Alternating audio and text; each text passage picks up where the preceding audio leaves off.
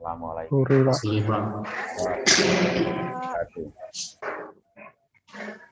Waalaikumsalam warahmatullahi wabarakatuh. Sebelum saya lanjutkan di materi hari ini, saya ingin menyampaikan kepada Bapak Ibu untuk menawarkan apabila ada yang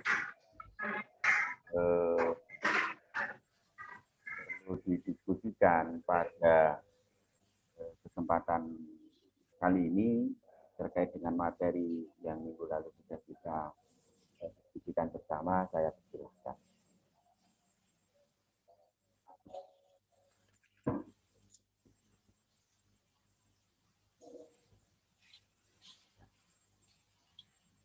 Kalau tidak ada, saya lanjutkan di Bapak dan Ibu.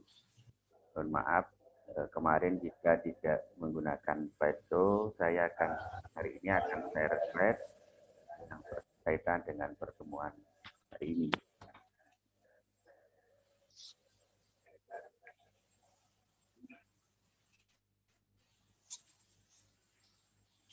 Kalau saya tidak salah, kemarin kita akan membahas matrik yang ini juga. Atau kita sudah bahas yang matrik yang ini.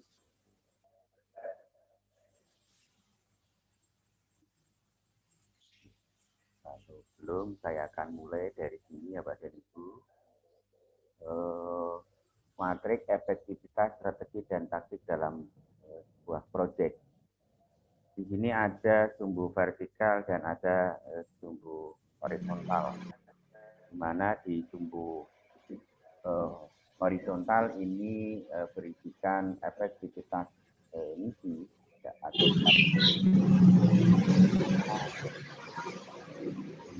adalah rendah dan tinggi. Ini antara yang punya misi, yang punya strategi, antara yang tidak punya misi atau tidak punya strategi. Sedangkan di sumbu vertikal di sini ada efektivitas aktivitas kegiatan yang kita lakukan. Ada aktivitasnya yang rendah, ada aktivitasnya yang tinggi. Nah, supaya proyek itu berjalan dengan baik, maka membutuhkan kombinasi antara efektivitas dalam melakukan pekerjaan dan efektivitas dalam penyusunan visi dan strategi. Kita akan mulai dari yang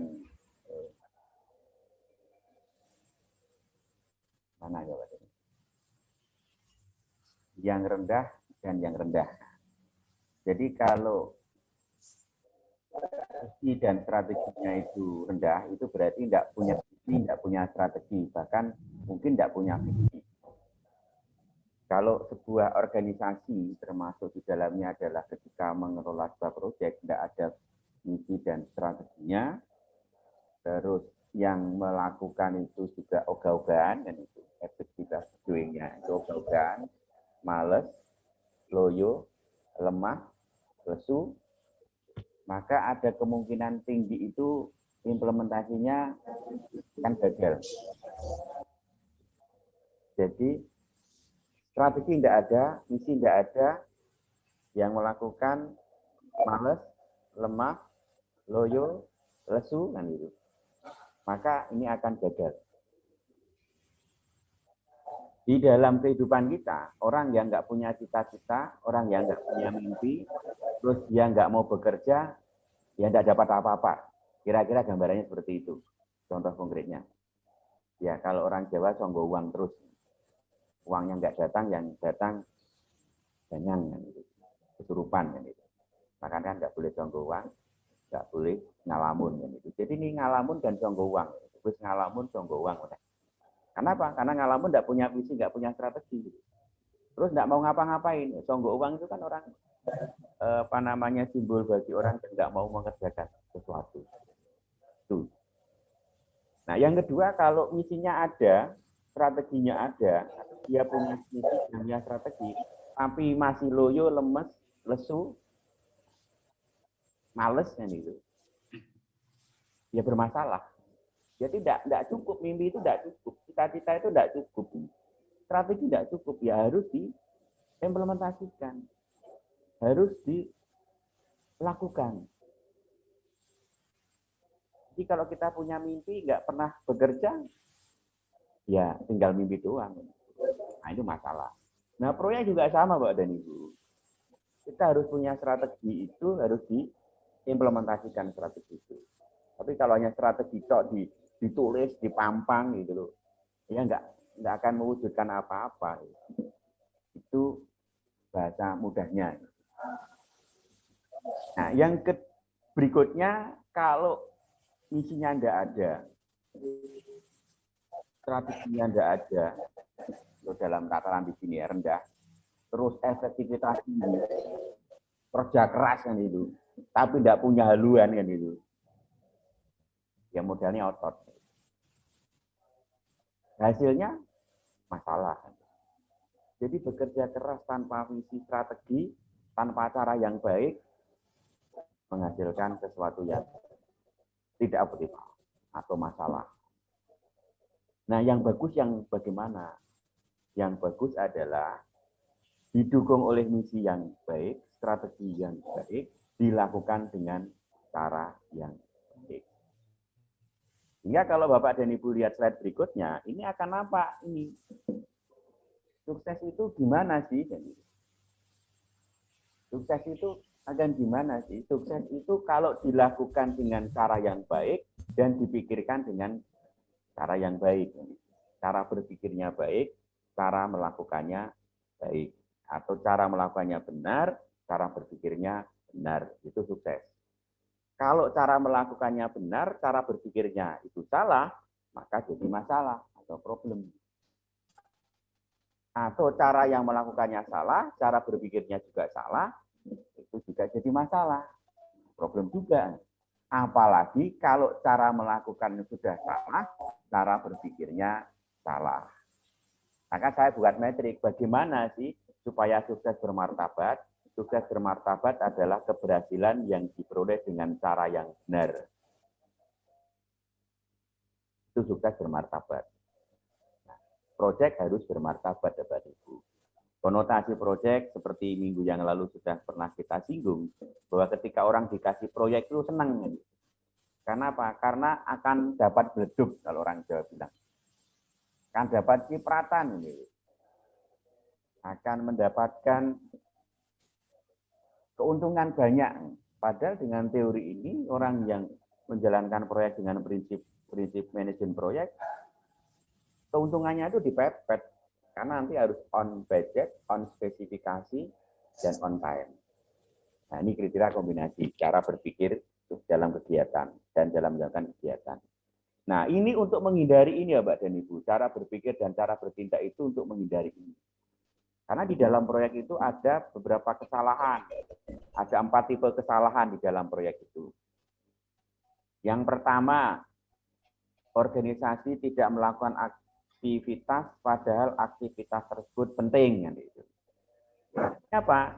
Ini tidak bisa menentukan skala prioritas. Mana yang lebih penting? Bekerja atau kuliah? Pak, saya itu kuliah ini karena bekerja. Atau Pak, saya bekerja kuliah.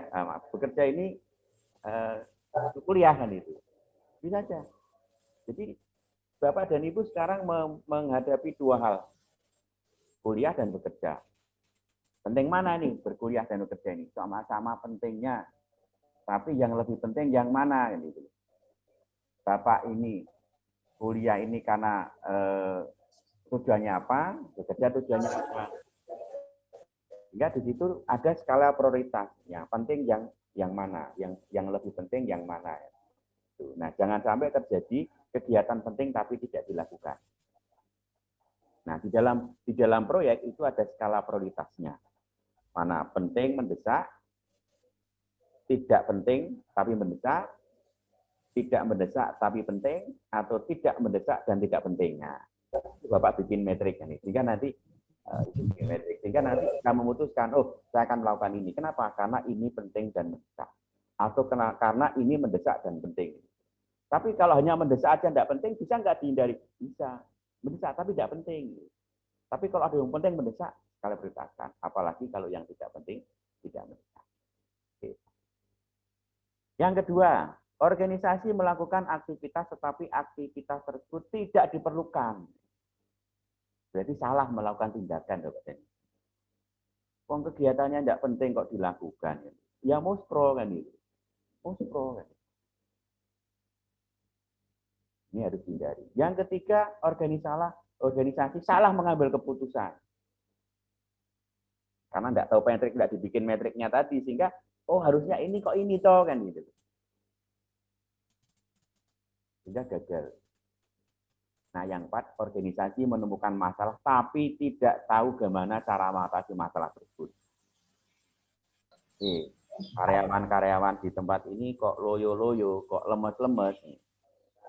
Masalahnya apa ya? Oh, masalahnya ini kesejahteraannya rendah. Sudah tahu itu masalahnya kesejahteraan. Pertanyaannya mengatasi kesejahteraannya gimana? Macam-macam caranya meningkatkan kesejahteraan itu. Karena kesejahteraan itu tidak hanya unsur material, tapi juga unsur immaterial. Itu berbeda dengan kemakmuran. Kalau makmur itu unsurnya material. Jadi sugih bondo itu makmur. Tapi belum tentu sejahtera, karena sejahtera itu unsurnya adalah hati. Jadi orang yang banyak duit belum tentu artinya tenang, belum tentu artinya tentrem kan itu.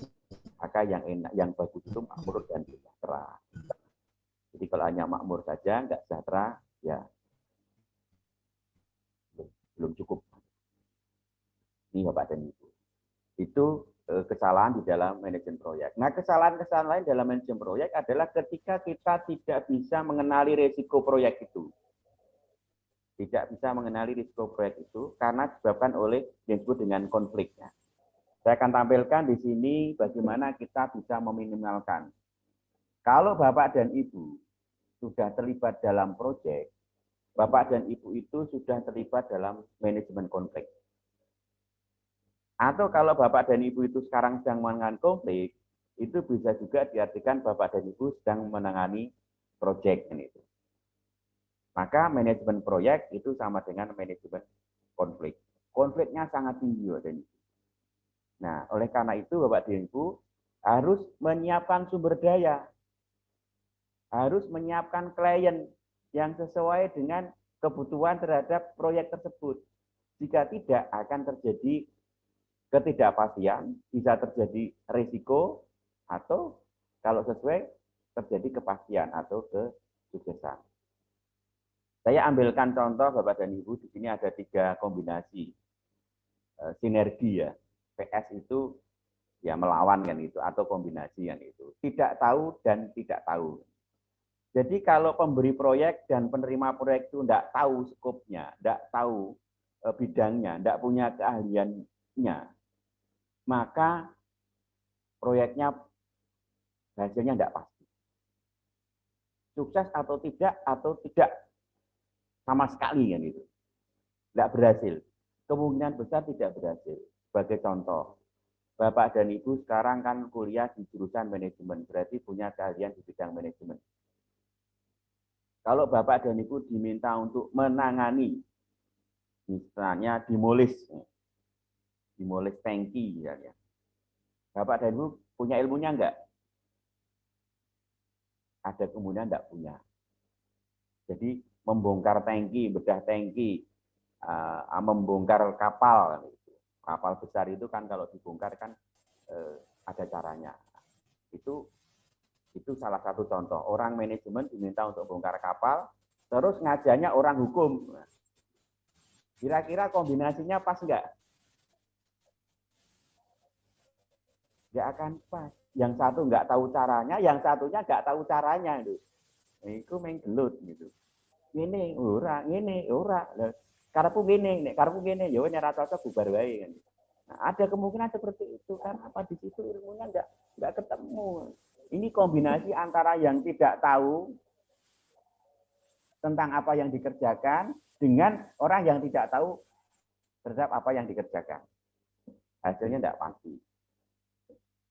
Nah, saya ngalami itu Pak, proyeknya bukan bongkar, bukan membuat, tapi proyek perjalanan wisata. Saya diminta untuk jadi guide.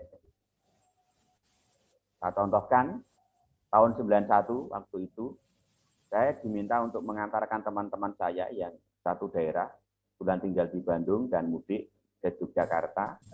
Saya diminta untuk mengantarkan teman-teman saya itu ke Candi Borobudur karena mau pikniknya, jadi perjalanan wisata. Teman-teman saya nggak tahu kalau saya itu belum tahu atau pernah ke Borobudur kan itu. Karena tinggalnya di Jogja kan asumsinya nek ning Borobudur ya cedak mesti ngerti kan gitu. Padahal saya belum tahu, Pak. Belum pernah saat itu pergi ke Borobudur itu. Jum, aku diterke ning Borobudur ya. Ya, saya dengan santainya, ya, tak antarkan. Modal saya apa?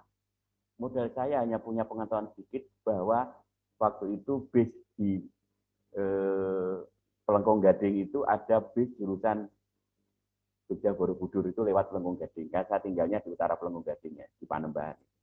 Jadi ketika saya ke Pelengkong Gading itu, ada bis Semarang Tunggal, Prayogo dan sebagainya itu jurusan Jogja Borobudur. Nah, pasti ditekan sampai Candi ini.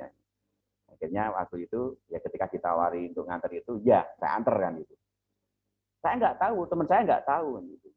Modal nekat, lihat naiklah bis sampai terminal Borobudur, Candine Rano. Tak ketok Candine Mas, nggak kelihatan. Saya mikir, lu Candine ngendi yo? Mau bertanya juga malu, kalau nggak bertanya sesat di jalan.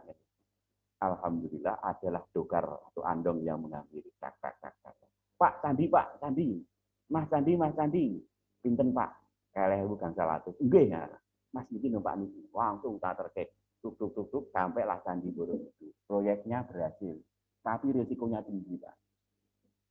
Itu kalau nggak ada dokar saya malu Pak.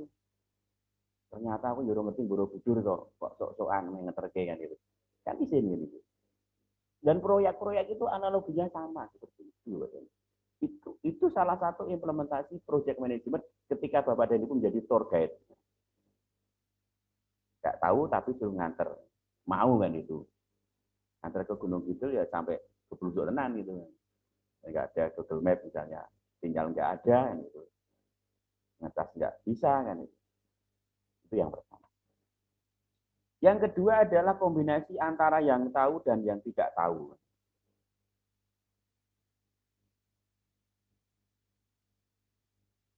Saya ngalami juga Pak, tapi jangan ditiru lagi gitu. Jangan ditiru, ini ya saya termasuk yang super nekat kan itu. Saya pernah dinilai orang bapak-bapak itu terlalu berani kan itu. Ya saya orang yang berani ngambil risiko, tapi terlalu risiko saya sarankan jangan. Contohnya apa? Contohnya Pak, Bu, di sini kan ada Holcim Mangkat Waras Bali Bergasnya.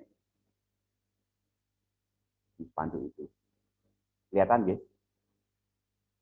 Nah, saya pernah menangani proyek di situ, itu merobohkan bangunan yang namanya silo. Bagi orang yang pernah di semen itu tahu silo itu apa, bangunan kayak tong itu tapi terbuat dari tembok itu, yang itu digunakan untuk menyimpan semen dalam proses. Karena pabriknya sudah usang, mau diganti, diambrukkan. Saya diminta untuk mengkonsultasi pengambrukan bangunan tadi. Saya nggak tahu kan ilmu itu. Tapi yang memberi perintah itu tahu. Ada ilmunya, HSE, dia punya HSE, dia punya SOP. Saya nggak punya. Saya berani, saya ambil. Karena saya juga pada tawarannya, pada saat itu nggak tahu. Saya mau ngapain. Saya harus mendesain bagaimana merobohkan bangunan tadi dengan aman, sesuai dengan biaya yang diberikan, dan tepat waktu. Berarti apa? Pakai manajemen project. Alhamdulillah, saya terapkan berhasil. Kan? Ambruk, sukses. Kan? Walaupun akhirnya kan risiko. Mestinya secara teori risiko. Tapi bagaimana saya meminimalkan risiko itu? Berarti manajemen konflik, ya. Manajemen risiko. Itu harus saya lakukan. Nanti ada contoh Bapak Denny. Ketika saya mendesain ini, saya diminta untuk membuat simulasinya. Cara perobohannya, biayanya berapa, alatnya apa. Ada 3 waktu itu yang kami susun manual, concrete breaker, dan blasting. Yang tadinya saya nggak ngerti sama sekali. Tapi karena membaca, akhirnya tahu caranya. Diadu dengan kontraktor independen. Akhirnya kesimpulannya oke, layak, bisa jalankan. Alhamdulillah selesai. Itu salah satu contoh Bapak dan Ibu, proyek yang berisiko itu kalau dikerjakan oleh orang yang mengetahui bidang pekerjaannya dengan orang yang tidak tahu bidang pekerjaannya.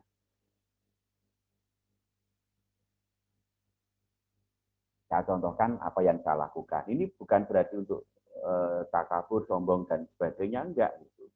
Karena ketika saya menyontohkan itu yang dicontohkan orang lain, kan belum tentu saya bisa melakukan. Gitu. Maka yang saya contohkan apa yang sudah saya lakukan.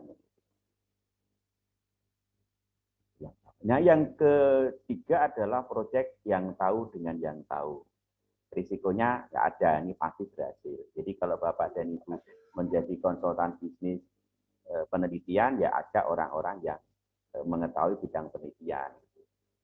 Alhamdulillah, saya mulai tahun 2010 sampai tahun 2019 kemarin itu menangani proyek penelitian di salah satu kabupaten dan hampir setiap tahun itu ada kajian-kajian. Sehingga saya milih orang yang tahu, orang yang sebidang dengan saya. Sehingga target waktu 3 bulan itu selesai kami kerjakan, tidak akan ada denda kan gitu. Karena kalau proyek di pemerintah itu kalau terlambat kan didenda kan gitu. Di KK-nya misalnya nanti ngerjakan ini, kalau speknya nggak sesuai dengan ini, nanti dendanya sekian, nah, per mil yang itu akan muncul kan itu. 1 hari sudah berapa, 2 hari berapa, dari berapa, itu dilakukan. Contoh yang kedua, tahun 2008 sampai tahun 2010 saya menangani proyek konversi minyak ke tabung gas melon 3 kilo. Kebetulan saya menangani di DIY itu di Bantul, terus di Jawa Tengah itu ada di Brebes, ada di Pekalongan, ada di Kebumen, ada di Purworejo, ada di Batang, itu kami menangani itu. Nah, kami menggunakan orang yang tahu dengan yang tahu, akhirnya risikonya rendah. Kenapa? Ketika kami mendistribusikan itu, biaya distribusi dari pemerintah Pertamina itu hanya 18.000 per paket. Paket mendistribusikan kompor, regulator, dan tabung itu per paketnya 18.000 biayanya. Tapi kalau kami salah sasaran, per paket itu didendanya 250.000. Itu risiko proyek. Padahal setiap kabupaten itu minimal 60.000 unit. Kami mendistribusikan minimal. Nah, kalau 60.000 itu salah sasaran 1.000 saja, sudah bisa dihitung, Pak. 1.000 kali 250.000. Jadi 250 ditambah 250.000 tambah 0,3. Itu kalau terjadi salah sasaran. Itu proyek. Makanya kombinasi antara orang yang tahu dan yang tahu. Nah, alhamdulillah, karena kami punya tim yang sama-sama tahu, maka proyek itu selesai tepat waktu. Karena kalau terlambat kena denda. Itu salah satu contoh. Nah, Bapak dan Ibu, saya kira Bapak dan Ibu sudah menjadi pelaku ini. Dan pengalamannya mungkin ada yang lebih banyak daripada saya. Kalau dilihat dari kapan dilahirkan di dunia ini. Kalau dilihat dari kapan dilahirkan di dunia ini, barangkali ada yang lebih banyak dibandingkan saya pengalamannya. Jadi mohon maaf, saya nggak menggurui, tetapi karena posisi saya saat ini, itu saya harus seperti itu, ya saya lakukan. Karena kalau saya nggak melakukan itu, ya fungsinya nggak tercapai. Oke, Bapak dan Ibu, saya lanjutkan. Nah, untuk bisa melakukan proyek dengan baik, maka buatlah tahapan proyek itu dengan baik. Nah, tahapan proyek itu dimulai dari mana? Nah, ini kalau dimulai dari mana? Dari sini. Dari SKB atau SKP. SKP itu adalah studi kelayakan proyek. Jadi kalau Bapak dan Ibu mau menerima proyek, harus dibikin studi kelayakan. Layak nggak saya menerima proyek itu?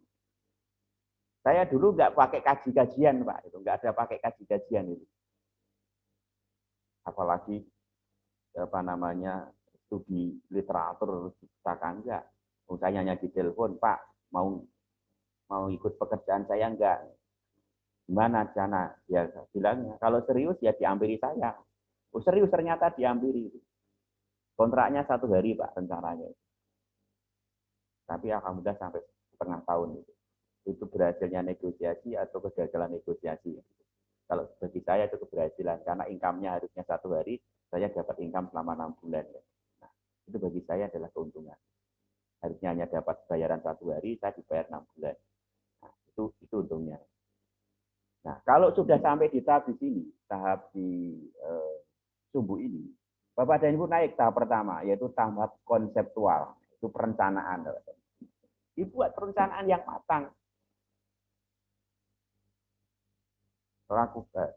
Tulis yang Anda ingin lakukan, itu perencanaan namanya.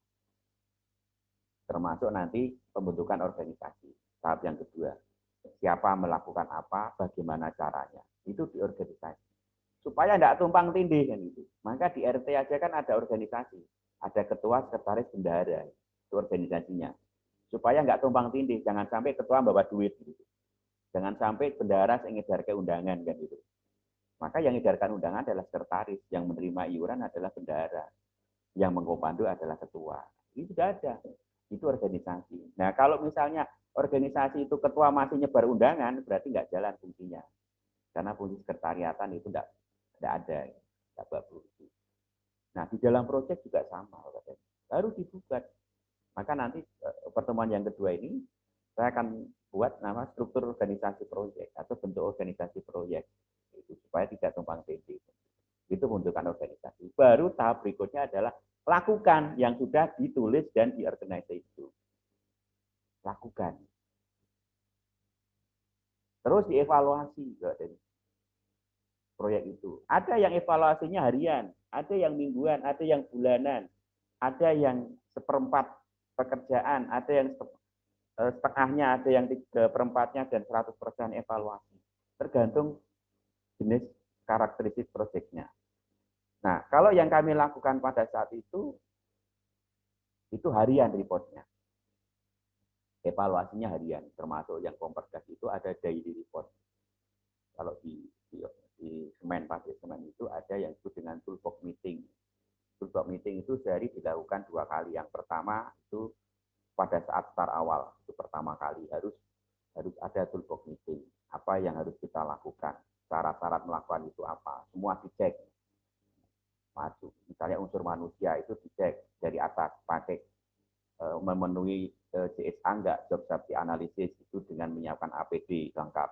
Misalnya ada pakai helm enggak, gitu, karena pekerjaan di lapangan. Resiko untuk menghindari kena kejatuhan benda. Pakai kacamata enggak, risiko kelilipan. Pakai airplug enggak, risiko menahan gigi.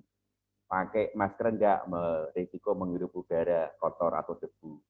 Pakai wearpack atau pakai seragam atau pakai rompi enggak, supaya kejauhan yang debu itu kelihatan. Terus ke bawah pakai sepatu safety enggak. Itu kita cek sebelum melakukan pekerjaan. Setelah kita cek, risiko-risiko itu kita sampaikan. Operasi sore kita evaluasi. Hari ini kita melakukan ini, kita terjadi kejadian seperti ini, kalau mengatasi seperti ini, alhamdulillah tidak terjadi apa-apa. Aman risikonya. Besok toolbox meeting lagi. Evaluasi hari ini, apa yang sudah dipersiapkan, akan melakukan apa, dan kegagalan kemarin itu sampaikan sampai terjadi kegagalan di hari. Itu tiap hari. Yang disebut dengan namanya toolbox meeting. Saya nggak tahu di tempat Bapak dan Ibu istilahnya apa. Karena setiap daerah, setiap organisasi berbeda. Pembongkaran kalau di pabrik semen namanya dismantling, kalau di Pertamina itu namanya demolish. Istilahnya berbeda karena mungkin karakter barang yang akan diratakan atau dipugar. Ini tahapannya. Kalau ini tahapan ini dilakukan, cyclesnya, Bapak dan Ibu selesai, ini naik lagi, dapat proyek lagi. Karena proyek yang pertama itu gagal, sukses, sehingga akan menjadi portofolio Bapak dan Ibu. Maka ketika seorang konsultan itu dapat proyek, organisasi dapat proyek, kan lihat proyek sebelumnya apa yang dilakukan. Itu untuk portofolio, untuk CV.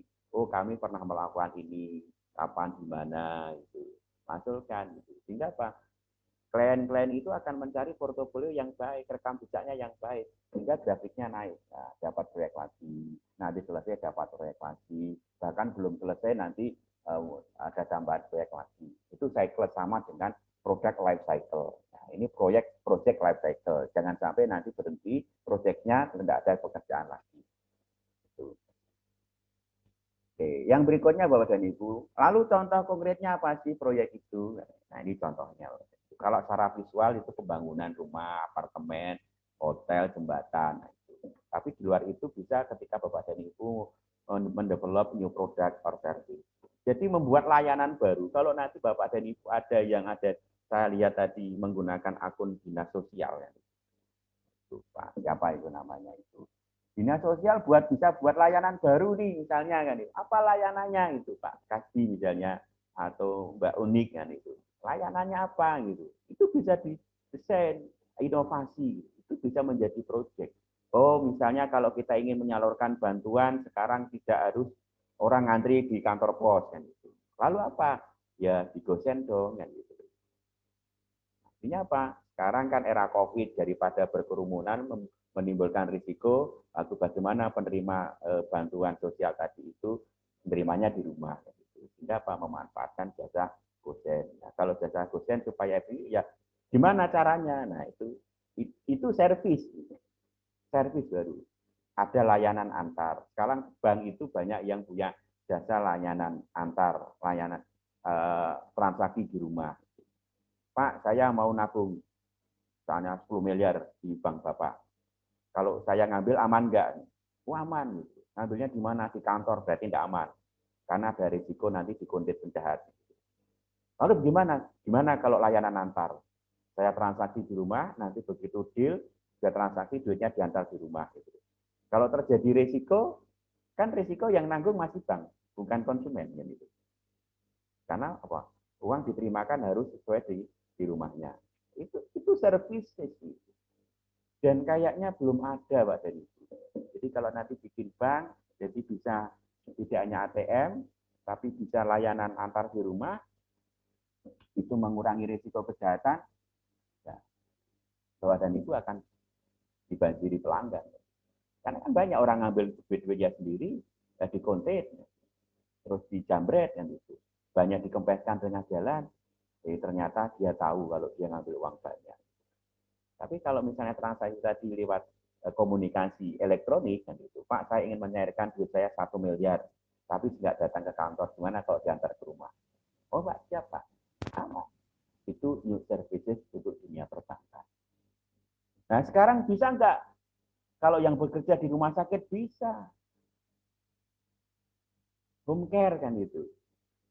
Dirawat di rumahnya sendiri. Karena orang sakit itu, mohon maaf, ketika masuk, apalagi masuk yang namanya UGD, itu ruang gawat darurat kan itu. Sudah gawat darurat lagi. Tambah stres kok. Aku dilebok ini gitu. UGD Mbak, UGD itu apa? Ruang gawat darurat. Ruangan ini gawat darurat mana? Ngeri kan itu.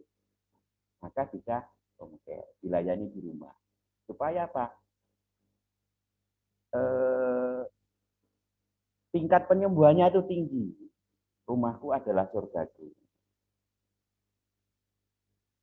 Jadi kalau rumahku surgaku, saya walaupun sakit tetap di rumah, perasaannya senang. Ora mikir, iki aku turune kene bayare piro yo. Kalau di rumah sakit kan dihitung bayarnya. Oh, semalam sekian. Itu bayarnya. Tapi ketika di rumah, aku bayarnya piro iki kok kamare. Wis rasa bayar Mas, ini kan kamar kita berdua gitu. Yang nunggu itu juga enak. Ahli gizinya juga yang masak sendiri. Yang penting nanti komposisinya. Itu service, product and service. Bapak bisa, Ibu bisa mendesain. Nanti saya contohkan bagaimana proyek instalasi gizi itu dari cost center menjadi profit center. Nanti kalau ada yang tertarik itu bisa WA saya. Gimana caranya?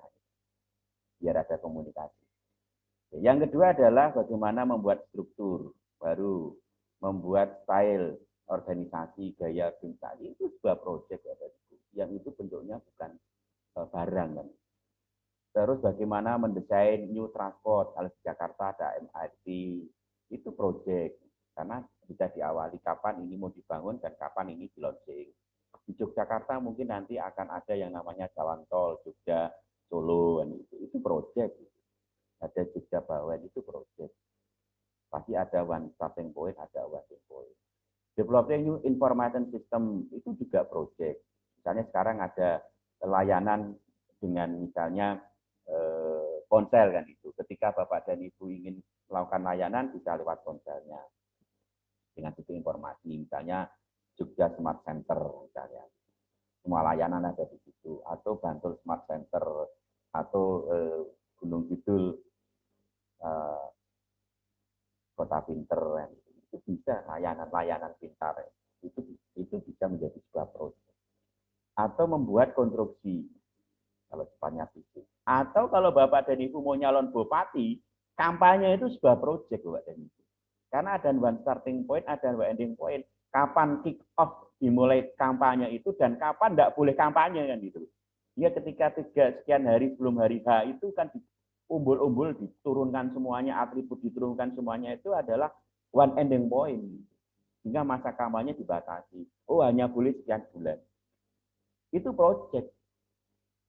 Dan itu besar nilainya. Proyek itu dia besar. Maka ada konsultan partai politik atau marketing politiknya. Bagaimana mensukseskan seorang kepala daerah atau seorang legislator. Itu dibangun. Ada marketing politik. Yang dijual apa? Ya 5P ya. Produknya apa? Produknya adalah knowledge sang anggota dewan atau knowledge sang bupati. Portofolio. Mulai dari pendidikannya, karirnya seperti apa. Harganya gimana? Price-nya. Ongkosnya. Nah, Bapak dan Ibu di situ akan price-nya itu ya biaya untuk itu. Nah, berapa sih yang harus dibayarkan? Terus distribusinya gimana? Gimana titik-titik kumpul untuk kampanye itu yang efektif untuk si calon A ini? Dia punya segmen pasar di mana? Sehingga place-nya itu akan ketemu atau distribusinya. Karena nggak bisa kalau di daerah ini adalah daerah kandangnya ini kan, wah Bapak masuk ke situ mustro. Karena itu kaum militannya itu partai politik. Termasuk nanti siapa sih orang yang harus berkampanye, itu biokol. Nah, Bapak bisa mendesain itu nanti. Itu proyek. Jadi jangan dikira proyek itu ngurusi bangunan gedung tok, Pak. Bangun jembatan, gawe rel, enggak. Tapi ketika Bapak dan Ibu mau jago bupati itu, Bapak harus menerapkan yang disebut dengan manajemen proyek. On time, Bapak enggak melewati batas masa kampanye. On budget, Bapak sesuai dengan anggarannya. On quality, Bapak terpilih sebagai kepala daerah. Terus, yang terakhir, Bapak dan Ibu, gampangannya bikin SOP, itu sebuah proyek.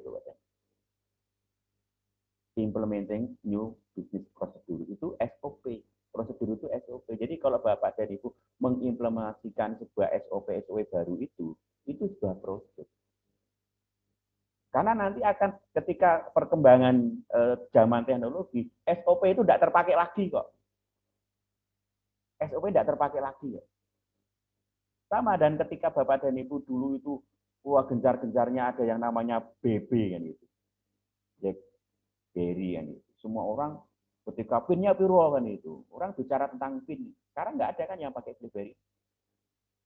Nggak ada. Sekarang pakainya WA. Pakai apa? WA. Nomornya piro? Ya, nomor teleponku baik ini. Itu. Nanti ada kalanya WA itu akan ditinggalkan sesuai dengan masanya kan itu. Dia punya masa sendiri-sendiri. Kecuali dia bisa inovasi. Supaya nggak ditinggalkan. Hingga new product, new services. Ya, gitu. Kayak yang dilakukan, mohon maaf saya bicara tentang sebuah merek. Sabun deterjen. Itu ada yang mulai saya kecil sampai saya mau punya cucu. Gitu. produknya masih ada. Dan semakin banyak dijual. Tapi ada yang produk itu saya belum pernah mendengar, sampai sekarang itu sudah nggak ada kan gitu. Namanya odol. Odol itu tidak melakukan inovasi sehingga odol itu sekarang nggak ada. Saya ingin tahu Pak dan Ibu, bisa dibuka speakernya. Kalau sikat gigi pakai apa, Bu? Selain pakai sikat gigi itu pakai apa? Odol, Pak. Odol kan itu. Nah, ya terkenalnya odol. Padahal kalau saya besok minta dibawakan odol itu, tak tukune 10 kali lipat dari harga itu, Bapak nggak bisa menemukan itu. Saya jamin. Karena apa? Karena sekarang odol itu nggak ada, Pak. Yang ada pasta gigi. Oh iya. Yang ada pasta gigi dengan merek macam-macam. Ada Presiden, itu ada.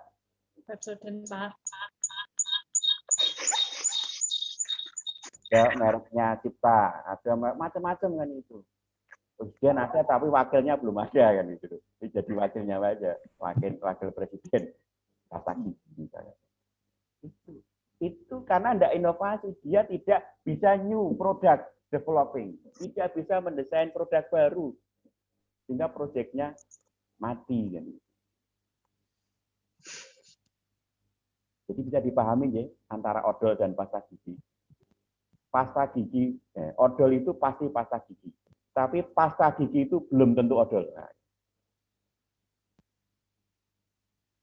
sepeda Honda itu pasti sepeda motor, tapi sepeda motor itu belum tentu Honda. Karena merek sepeda motor semuanya pakai iya. Contohnya, Yamaha, ya Honda, ya Suzuki.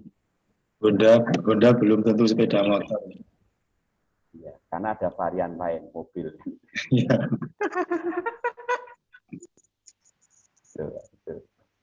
Belum tentu sepeda motor. Itu Bapak dan Ibu, contoh-contohnya. Jadi Bapak dan Ibu nanti bisa ngerayangi lah kalau sebagai orang Jawa itu ngerayangi, tahu ya ngerayangi itu. Nginto-ento, kira-kira apa ya? Contoh proyek yang lain yang saya sudah bisa melakukan atau mungkin saya akan lakukan itu supaya nanti efektif. Oke, kalau ada pertanyaan silahkan kalau mau ditanyakan. Kalau tidak ada pertanyaan, saya anggap dong. Kalau enggak dong, ya kesangan. Bung ini nerangnya sampai menggebung-gebung ini. Atau kalau enggak dong, berarti saking butuhnya saya. Oke.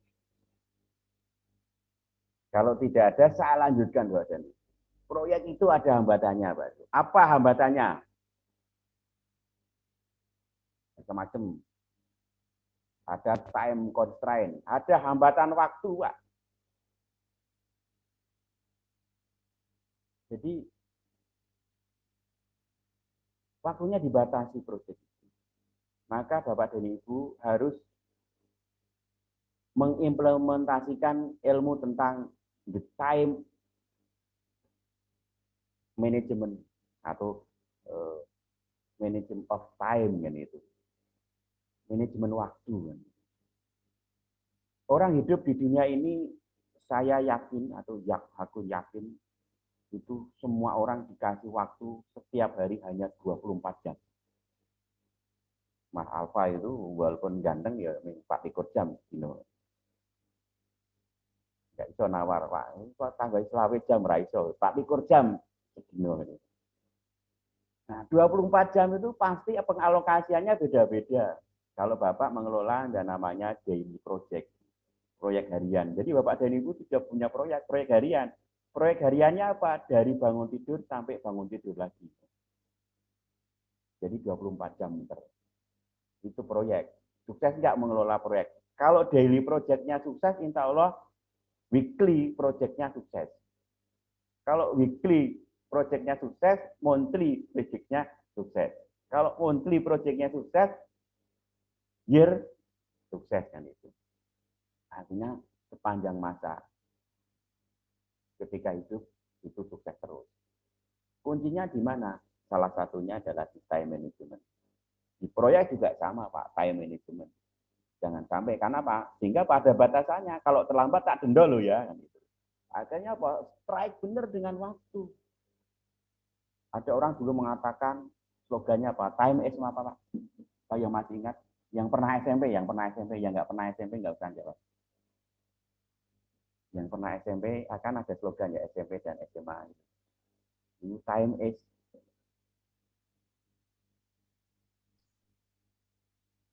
Pernah dengar nggak Bapak ini? Time is.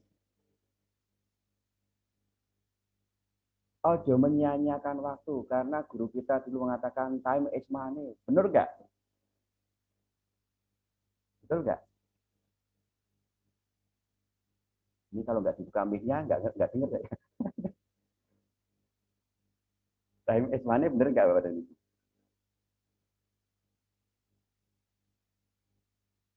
Time bukan is money, Pak dan Ibu.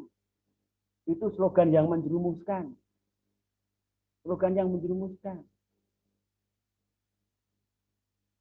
Time is knowledge. Nah, jadi Bapak dan Ibu sekarang ini punya waktu itu mendengarkan Zoom kita saat ini itu supaya mendapat pengetahuan.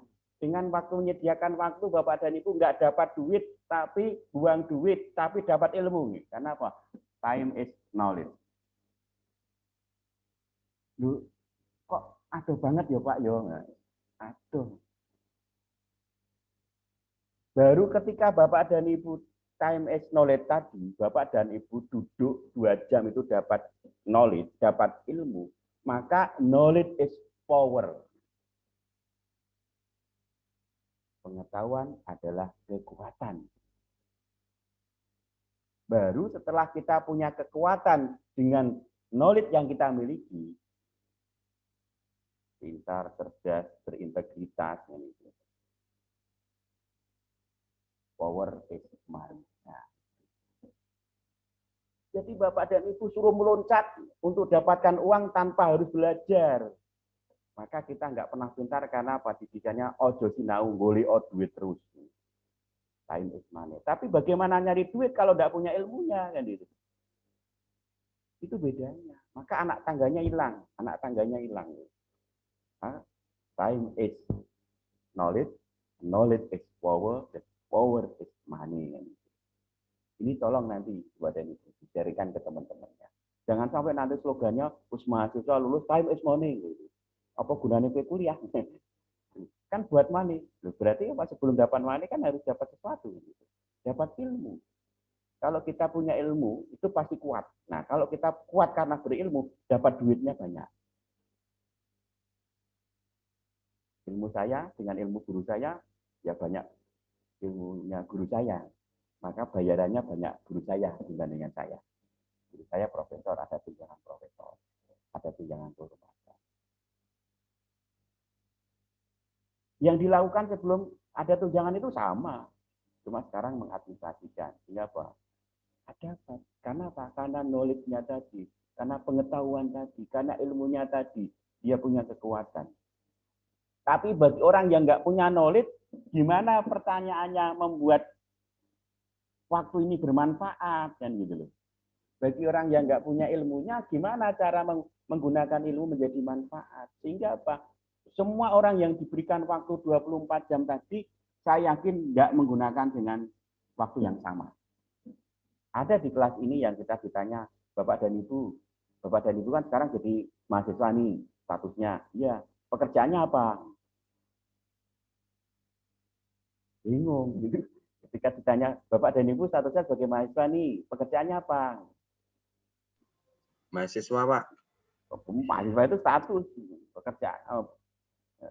Statusnya mahasiswa, pekerjaannya belajar kalau mahasiswa itu. Tapi saya yakin bahwa pekerjaannya belajar. Kalau mahasiswa nggak belajar berarti bukan mahasiswa itu. Maka harus dirubah sekarang. Oh, saya itu sekarang pekerja dan mahasiswa. Jadi karena saya pekerja, saya harus bekerja sesuai dengan tuntutan pekerjaan saya. Karena sebagai sama mahasiswa, saya harus belajar sesuai dengan status saya kan gitu. Itu. Sehingga Pak, oh bagaimana seorang mahasiswa itu mengelola waktunya? Ya, kalau dia punya pengetahuan, dia akan tahu time management. Kapan harus tidur, kapan harus belajar, kapan harus bekerja, kan gitu. Itu. Mohon maaf Bapak dan Ibu, bukan tentang kabur ya. Saya kuliah S1, bahkan mulai SMA. Itu statusnya sudah nyambi. Ya. Saya nggak tahu saya itu sekolah nyambi bekerja atau bekerja nyambi sekolah. Kan gitu. Tapi yang jelas pada saat SMA saya sudah bekerja. Dan kerja saya 100%. Pernah jadi gaut, jadi guide, ngantarkan londo-londo keliling juga. Pernah menjadi tukang asongan, pernah menjadi office boy, pernah menjadi cleaning service. Itu saya sudah saya lakukan. Jadi kalau Bapak dan Ibu, Pak saya mau diceritakan profesi ini, oh, bisa. Pemulung Pak, belum pernah kalau pemulung itu. Kecuali nyapu di halaman rumah. Itu saya bisa menceritakan. Cleaning service saya bisa menceritakan. Gimana cara ngepel yang baik dan benar.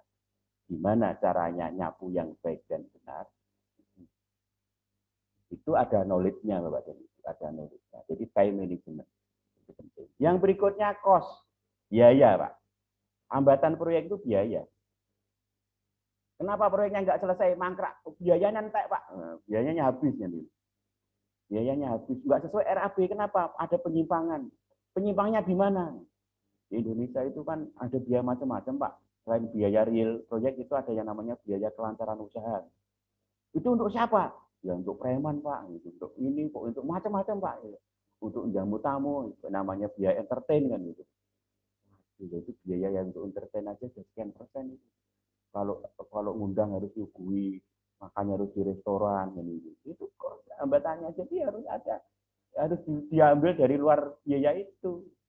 Harusnya operasional bukan proyek. Kalau itu dimasukkan di proyek, bodol. Itu ada hambatannya. Maka harus ada cost management, manajemen biaya. Dalam rumah tangga juga sama, harus ada manajemen biaya. Karena di dalam rumah tangga itu mengelola proyek, bukan mengelola program. Karena pasti ada saat mengawali, ada saat mengakhiri. Mengawalinya kapan? Saat akad nikah itu mengawali sebuah proyek rumah tangga. Saat mengakhiri kapan? Saat mengakhiri adalah saat sowan kepada Gusti Allah. Itu mengakhiri proyek. Maka pada saat menjalani proyek itu, kenapa yang ada yang masih sudah bayaran kok masih ngebon? Belum tangganya kok sudah ngebon. Berarti manajemen biayanya nggak pas. Mungkin tuku luwih larang bangne sing dianggarno. Nah, itu. Maka triknya gampang. Nabung itu lebih boleh, kurang jangan. Belanja itu kurang boleh, lebih jangan. Nah, itu tipsnya. Gampang. Nek belanja itu kurang oleh, nek luwih ojo. Nek nabung itu nek luwih oleh, nek kurang ojo. Jadi kalau Bapak punya anggaran nabung 100.000, itu nabung 120.000 boleh. Tapi jangan nabung 80.000. Berarti nabung luwih oke oleh, luwih sithik ojo. Jadi nabungnya harus minimal 100, 120 oke. Tapi kalau punya anggaran belanja 100.000, jangan belanja 120.000, belanja 80.000 boleh, belanja 120.000 tidak boleh. Karena Bapak masih tekor, Ibu pasti tekor. Itu cost management yang paling sederhana. Maka supaya gampang implementasi itu, proyek cost-nya tadi, itu kalau mau belanja dicatat. Kalau mau ke mall dicatat, oh mau beli ini, dicatat. Jangan sampai keluar dari catatan itu. Dikasih list rego, sehingga nanti anggarannya bawa 200.000. Jangan lebih dari 200.000. Kurang dari 200.000 boleh. Bapak kok ngajari pelit toh? Saya nggak ngajari pelit, tertib Pak. Hemat. Karena prinsip ekonomi itu hemat dan cermat. Beda, hemat dan cermat itu murah regane, barangnya sing dituku pas. Itu namanya hemat dan cermat. Tapi nek dituku larang terus rapas, ya namanya pemborosan. Gusti Allah nggak senang dengan pemborosan. Ada ayatnya itu. Mungkin Pak Sabari atau Pak Kasih bisa menjelaskan, nanti bisa dibuka Quran. Maaf ini nanti bukan jadi dakwah nanti. Cost management. Terus yang berikutnya adalah resources. Hambatannya adalah sumber daya. Sumber daya itu bisa finansial tadi, sehingga perlu dimensikan. ada hambatan yang namanya tenaga SDM, ada yang namanya hambatan sumber daya selain manusia itu sumber daya materialnya, ada mesinnya, ada tekniknya, itu sumber daya hambatannya. Jadi kalau kita ngelola proyek tadi, time-nya sudah kita kelola dengan baik, cost-nya sudah kita kelola, sumber dayanya nggak ada, gagal, Pak. Saya ngelakoni sopo ini, duit, waktunya piro cukup. Saya ngelakoni rano Pak. Ya piye gitu. Nggak bisa. Nah, yang berikutnya adalah risiko. Hambatannya ada risiko. Proyek itu mengelola risiko. Maka salah satu hambatan adalah risiko. Bagaimana meminimalkan risiko ini? Saya akan contoh Pak. Itu berikan contoh Pak. Mohon maaf, ini saya bukan orang perkebunan, tapi nanti saya akan menyinggung hal-hal yang ada di sekitar kita. Nanti akan nyambung di slide yang berikutnya, tapi saya akan contohkan di risiko ini. Jadi proyek yang saya lakukan tahun 2011 itu harus zero accident. Jadi tanpa risiko. Padahal proyek itu penuh risiko. Tapi harus dibuka yang namanya zero risiko. Risikonya nol, zero accident. Jadi tidak ada risiko. Pertanyaannya apa yang pernah saya alami? Jadi ketika membongkar silo, membongkar terobong bangunan itu, kami harus membuat yang namanya ram. Ram itu tanjakan. Karena konkret baker itu ketinggiannya kira-kira hanya bisa mematok setinggi 3 meter. Padahal itu sekitar 12-an sampai 16 atau 24 meter. Berarti harus ada tanjakan yang untuk berdirinya konkret breaker itu untuk bisa mematok yang paling tinggi karena ngeruntuhkannya dari atas. Nah, pada saat bikin ram itu, kami menggunakan alat transportasi yang namanya, mohon maaf ini saya orang Jawa jadi istilahnya itu, kalau bahasa Indonesianya saya agak nggak begitu familiar, namanya truk jongkeng. Mungkin Pak Kasih kenal, ngerti ya, truk jongkeng itu yang kayak apa? Kayak truk ngangkut sampah itu. Jadi ketika bawa pasir, bawa material itu menumpahkannya ke belakang. Gitu. Itu namanya truk jongkeng. Benar ya Pak Sabar itu? Dam truk Pak. Dam truk. Bahasa Indonesia ini dam truk. Tapi truk jongkeng kalau saya. Nah, pada saat kami membuat ram tadi kan harus jongkeng-jongkeng kayak tadi itu. Harus menumpahkan material itu yang ke belakang itu. Tapi tumpahnya nggak ke belakang, Pak, ke samping, Pak, itu, Pak. Alias melempang truknya itu. Akhirnya melempangnya ke kanan, berarti sopirnya yang ketinggian truk. Terjadi accident. Jadi terjadi, Pak, kejadian itu. Padahal itu zero accident. Ketika risiko itu terjadi, risiko terparah kami itu ya kami harus hengkang dari proyek itu. Tim Anda tidak layak melakukan ini, silakan pulang kampung. Risikonya itu, Pak. Itu risikonya. Tapi ketika risiko itu saya ambil gitu, harus diambil kan itu, karena itu sebuah ketentuan. Saya mikir-mikir, saya harus negosiasi gimana caranya kami tetap bertahan, karena kami ini kan ngurusi sekian banyak orang yang ketika nanti dipulangkan dia nggak punya pekerjaan. Akhirnya kami datangi, kami ajak teman saya itu yang kebetulan dia, mohon maaf ini agak semi-semi kita. Dia punya benda. Saya nggak tahu Pak Sabari atau Pak Kasbi tahu nggak? Namanya kol buntet. Kalau orang Jawa bilang. Mas Alfo kenal nggak Mas Alfa? Kol buntet. Semacam jimat, Pak. Semacam jimat, kol buntet. Itu pertama. Dia punya kol buntet. Yang kedua, dia punya rantai babi. Rantai babi itu bukan rantai yang terus kalungan babi itu enggak. Rantai babi itu kayak benda yang seperti tempat untuk pupuran ibu-ibu dan mbak-mbak kan itu. Warnanya hitam. Namanya rantai babi. Tapi itu hidup, Pak. Makanannya ini darah, makanannya. Itu darah. Atau rumput teki yang katanya, rumput teki. Nah, bagi orang yang memiliki itu, namanya dia sakti. Dia kebal. Dan saya ketika dia cerita seperti itu, saya ingin buktikan, kamu benar-benar kebal nggak sih kan itu. Coba, ini ada silet misalnya. Iris lidah Anda. Woi kebal. Oh benar kebal. Akhirnya saya sowan, Mahrif itu sowan berempat atau berlima saya lupa. Ke pengawas independen proyek itu. Yang nanti berhak memutuskan ini lanjut atau diputus. Saya hanya cerita-cerita aja itu. Karena besoknya kan kita kira-kira kan kita mau diputus nih gitu itu. Kita ya silaturahmi lah gitu sebelum diputus, sebelum disuruh pulang gitu. Silaturahmi. Kita cerita Mas. Hal yang tipis-tipis baru saya ceritakan. Saya minta untuk demo itu teman saya itu, Mas. Kamu kan katanya ini, coba kamu demokan itu kesaksianmu. Demolah di depan 2 pengawas independen itu. Akhirnya lidahnya diiris-iris pakai silet, Pak. Di depan pengawas independen. Enggak mempan gitu, Pak. Enggak keluar darah itu. Enggak keluar darah itu.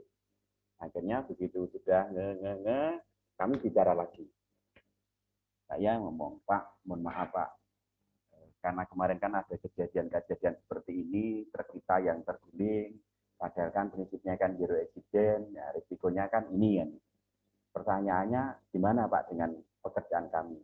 Apakah boleh dilanjut atau tetap kami harus pulang? Pengawas independen bilang, wah aja Mas, langsung aja, lanjut aja. Yang penting truknya diganti sama sopirnya gitu. Alhamdulillah, risiko bisa saya minimalis dengan teman-teman bahwa proyek tidak jadi diputus. Risiko itu enggak jadi kami ambil, kami enggak jadi disuruh pulang, kami diminta untuk melanjutkan proyek itu dengan syarat ganti truk sama ganti sopir. Saya menggunakan teori negosiasi, soft negotiation. Saya hanya enggak ngancam saya sebenarnya, enggak ngancam dengan kesaksian teman saya itu enggak ngancam. Saya hanya mendemokan teman saya yang saksi tadi, yang tidak mempan diiris lidahnya tadi di depan pengawas tadi. Begitu diiris nggak mempan, gitu, saya langsung buka. Gimana besok? Lanjut Pak, nggak apa-apa. Itu disebut dengan soft negotiation. Kalau saya menggunakan hard negotiation, saya bilang, wah, saya punya orang yang sakti Pak. Kalau Bapak ini nggak mengizinkan proyek saya, Bapak akan menerima akibatnya. Gitu. Mungkin di sini nggak berani, di luar mungkin nanti yang berani. Bapak, nah itu kalau menggunakan jadinya ada penekanan atau pengancam. Kami nggak mengancam sama sekali, hanya kami bercerita dan demo kan itu. Akhirnya beliau yang menyimpulkan, monggo lanjut. Race project tertangani, alhamdulillah. Saya nggak nyangka juga kalau itu mau nyangkut, tapi saya coba karena saya yang waktu itu walaupun nggak tua dituakan karena kan saya statusnya kan konsultan ngatasi kesulitan. Nah, saya kan punya kesulitan besok ini kita suruh pulang nih, gimana ceritanya nih Pak Jumadi kan kita bayar di sini kan untuk ngatasi kesulitan kami ya.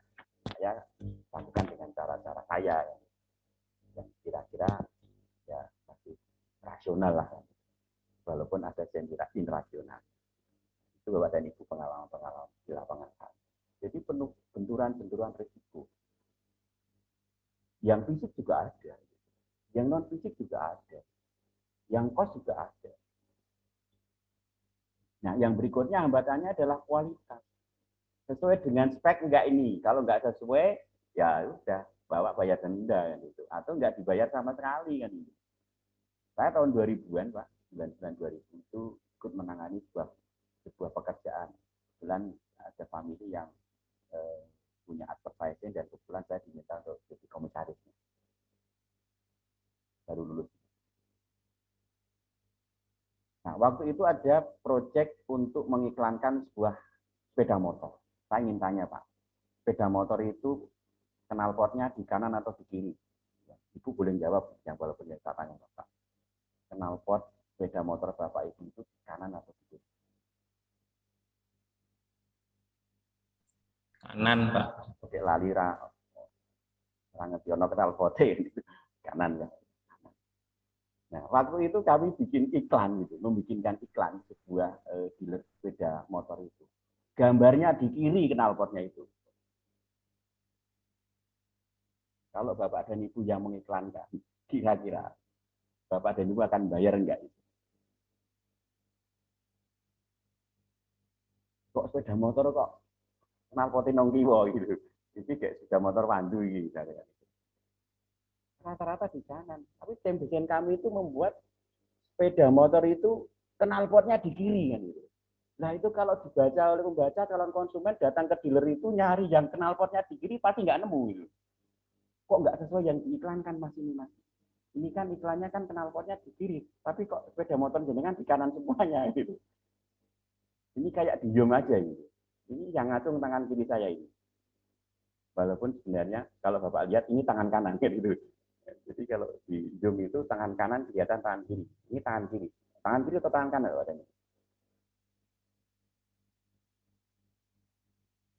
Mana yang kiri, mana yang kanan. Enggak tahu kan gitu. Makanya kalau di tes psikologi itu kan kelihatan ini sebuah cermin, ini ada benda, kalau benda ini dipantulkan di cermin, bayangannya seperti apa. Ini contoh realnya. Knalpotnya di kiri, padahal di kanan. Itu masuk kualitas, jaminan kualitas. Jadi kalau iklankan di perusahaan iklan, itu harus jaminan sesuai dengan spek. Yang sepeda motor no spione yang ngarep ya juga kayak guri kan itu. Spione guri kan itu. Kayak itu Sion aja itu. Kenapa kok jadi spion? Karena yang bonceng itu namanya Siono. Ditanya, spion, spion, spion, spion itu. Oh, berarti yang nengok Sion. Sion itu nengok ke belakang. Nah, namanya spion. Berarti spionnya di belakang, bukan di depan. Itu namanya yang bonceng. Ini sebagai kualitas. Nah, yang terakhir ya Bapak Ibu, hambatannya adalah scope. Ruang lingkupnya, besar kecil, proyeknya gitu. Kalau Bapak dan Ibu punya menjadi apa namanya IO mantenan, kapasitasnya itu hanya 1.000, Bapak dan Ibu berani mengambil yang tamunya 10.000 ya kedederan Pak. Nggak ngayai lah gitu loh. Saya itu maksimal yang layani 1.000 tamu Pak, tapi saat ini saya melayani 10.000 berdiri ya, karena skopnya terlalu gede. Jadi harus ukur kan, harus ukur. Nah ini beberapa hambatan di proyek. Nah yang Bapak Ibu harus identifikasi, harus antisipasi semuanya. Ini ada jalan keluarnya semuanya. Seperti yang saya contohkan tadi, risiko itu jalan keluarnya begini, tapi harus punya kemampuan untuk melakukan negosiasi kan gitu. Itu. Ya, yang berikutnya adalah project framework. Apa itu Bapak dan Ibu? Seperti yang nampak di slide, itu project framework itu bagaimana kita bisa memenuhi kebutuhan dan ekspektasi stakeholder, termasuk di dalamnya adalah klien. Kalau stakeholder itu orang pihak-pihak yang berkepentingan. Tergantung proyeknya, karena proyeknya itu ada yang stakeholdernya itu pemberi proyek saja. Tetapi kalau proyek-proyek pemerintah, stakeholder itu bisa masyarakat. Kalau jalan tol, itu stakeholdernya bisa masyarakat, bisa yang menggunakan, bukan yang memberi tender saja. Nah, oleh karena itu harus ada proses grupnya, ada inisiasinya, ada planning.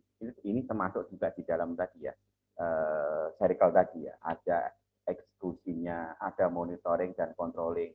Cuma di sini tadi kan tidak ada closingnya. Closing itu adalah penyerahan.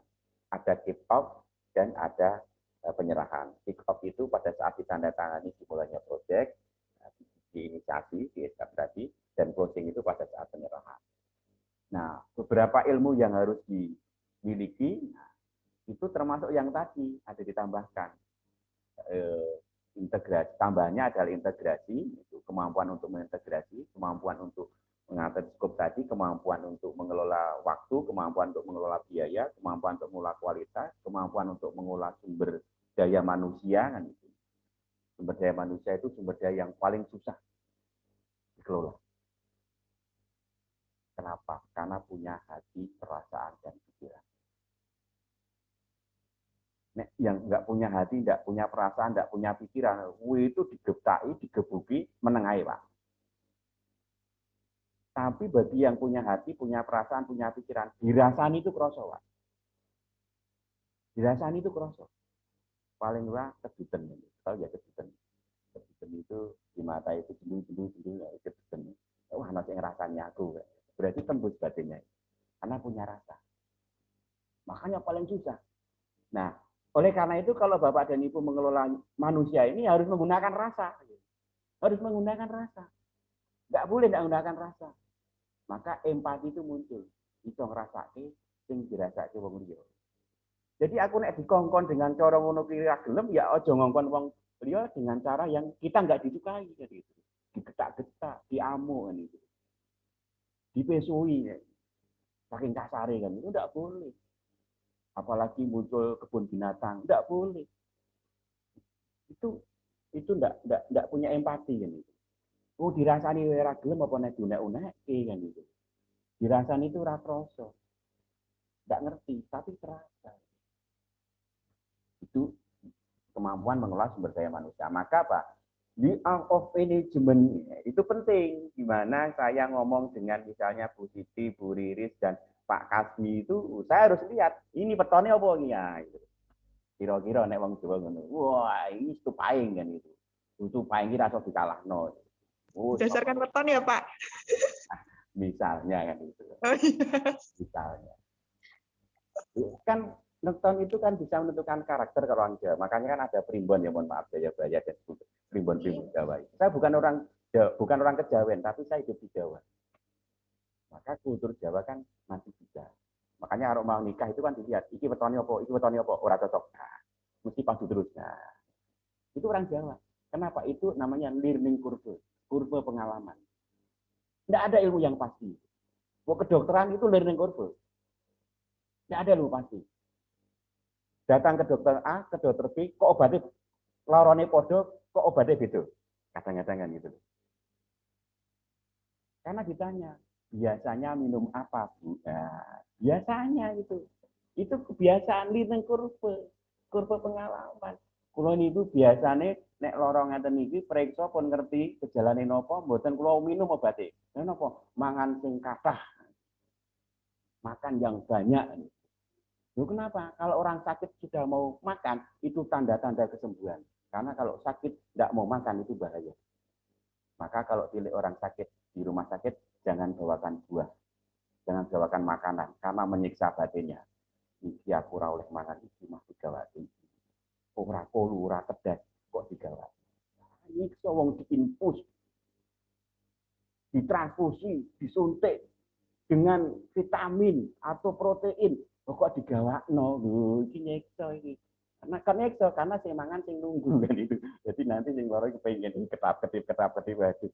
Nah, makanya Pak bawakan doa yang mustajab. Semoga cepat sembuh, besok kita bisa makan bersama. Mohon maaf, makanan tak bawakan tidak tak bawa ke sini kan gitu.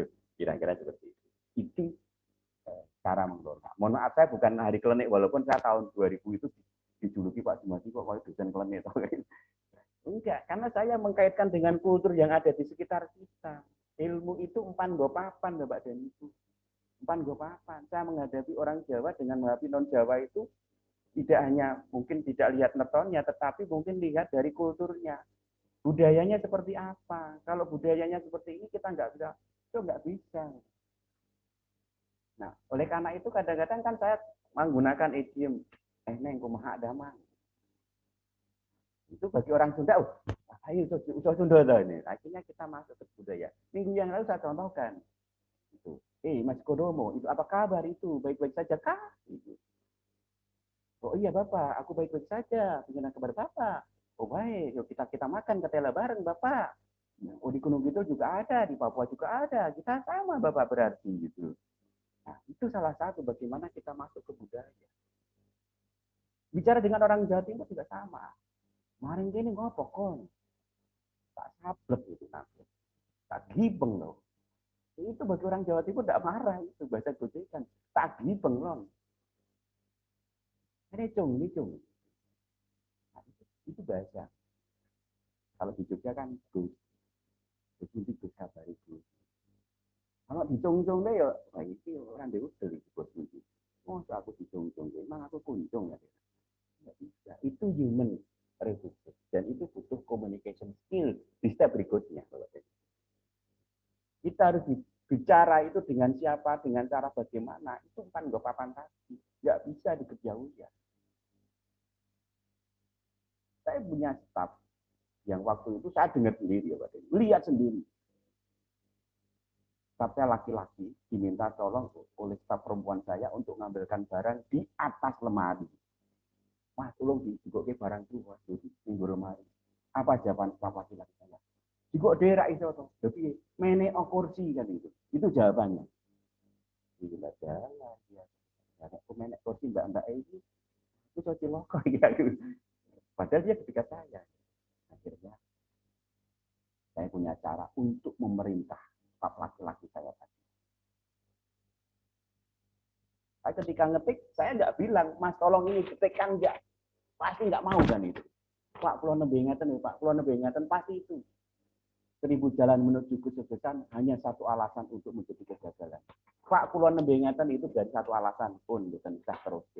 Saya ganti orang lain kalau jawabannya tersebut. Maka saya merintahnya gampang. Saya ketik dulu 1, 2, 3 baris. Saya panggil, Mas, mohon maaf Mas. Ibu Pak, bikin dengan terus kayak gini. Nanti kira-kira masih kalau mriki dan sementen pun rampung gitu. Oke Mas, oke Pak. Mas terus ya. Selesai. Saya nggak perlu kerjakan, suruh neruskan gitu pekerjaan saya. Selesai Pak Denny. Dengan metode yang berbeda. Tapi permintaan sama. Itu communication skill. Nah, itu yang harus knowledge areanya untuk managing project. Jadi kalau kita nggak punya komunikasi skill yang baik, ya akan susah mengkomunikasikan itu. Mohon maaf Bapak dan Ibu.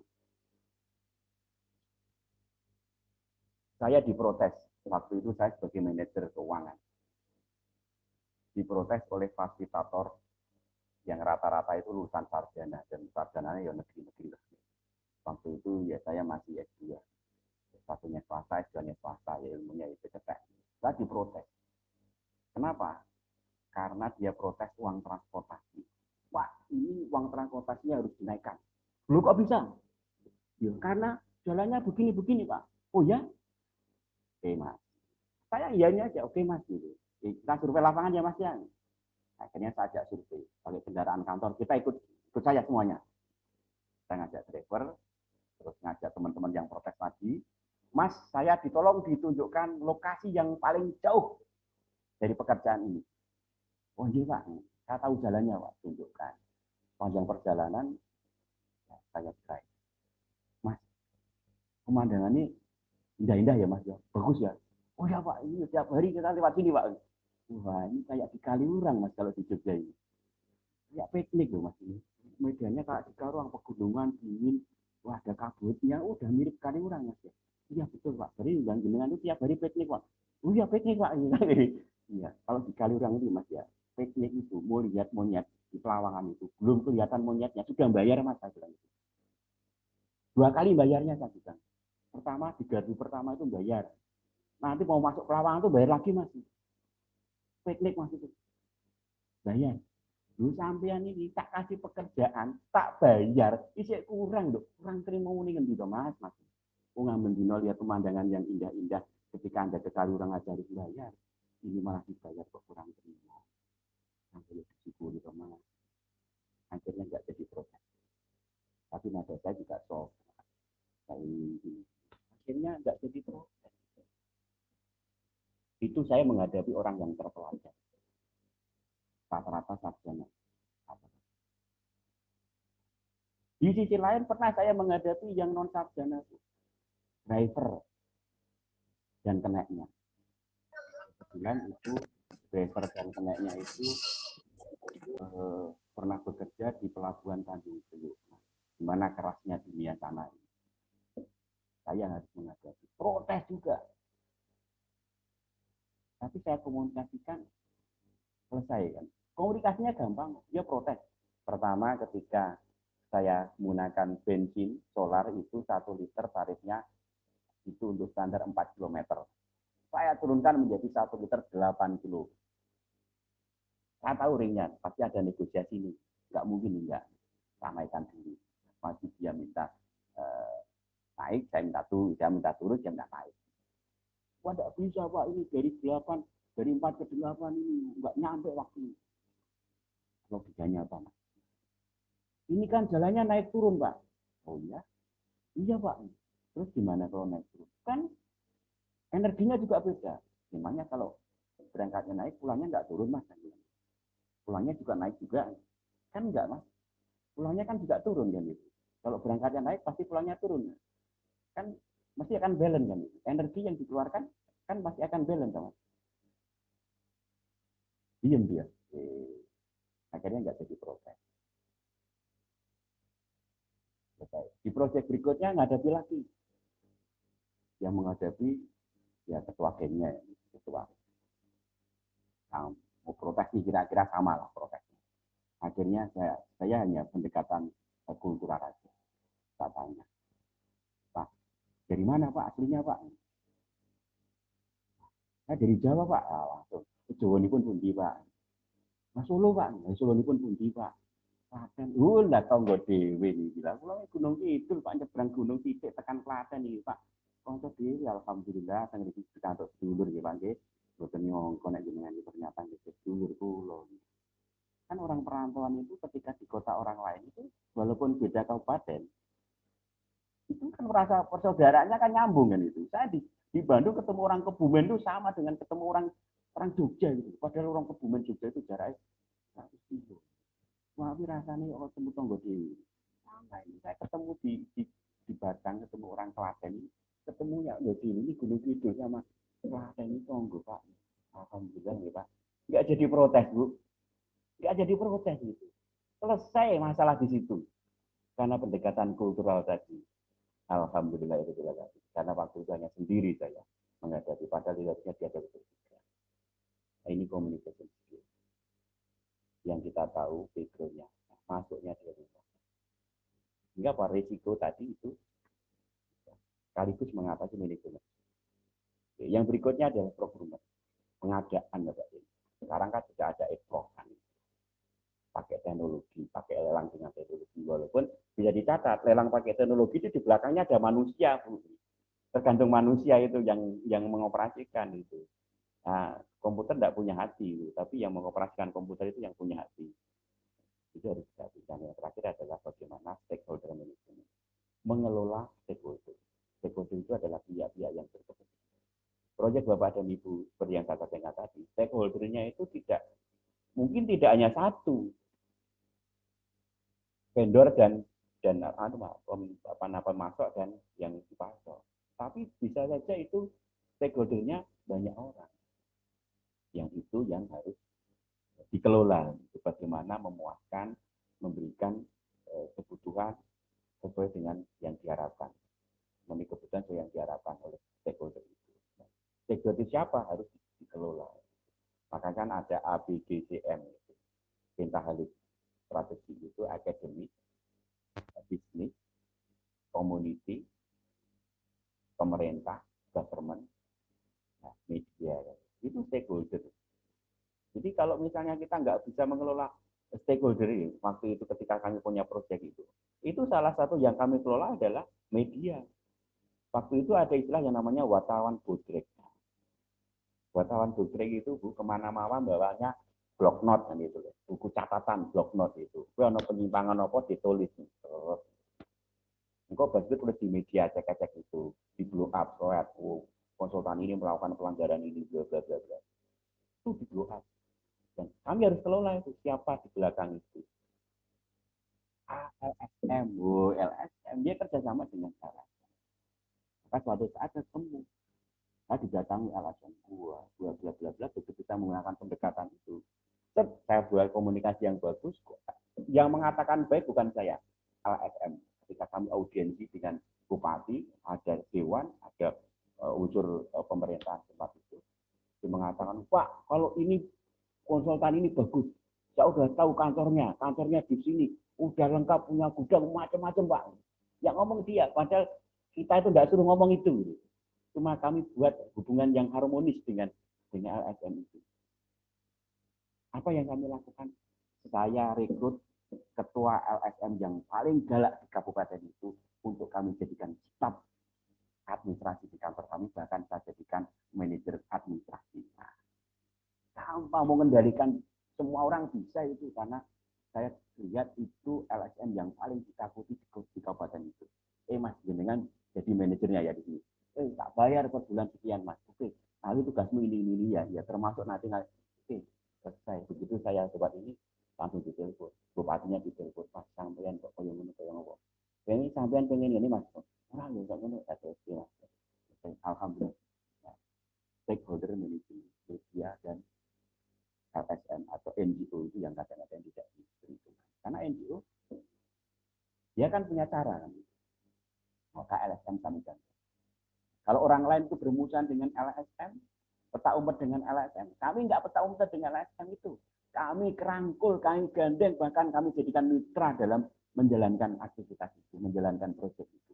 Sehingga kalau risiko yang itu sudah tereliminasi. Selesai. Alhamdulillah. Dengan aparat kita punya hubungan baik dengan namanya stakeholder. Dan itu tidak mudah untuk membuat itu. Karena apa? Ini harus frekuensinya harus sama, harus klik kan gitu. Frekuensinya harus sama, harus klik. Nah, ngeklikkan itu yang susah. Maka harus lihat background-nya seperti apa.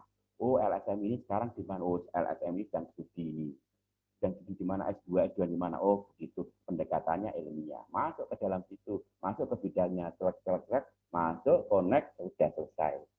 Masuklah itu. Makanya kalau kita mendekati, dekatilah hobinya. Kalau ingin mendekati orang, dekatilah hobinya. Kalau kita sudah tahu hobinya, pasti kita bisa untuk masuk ke dalam.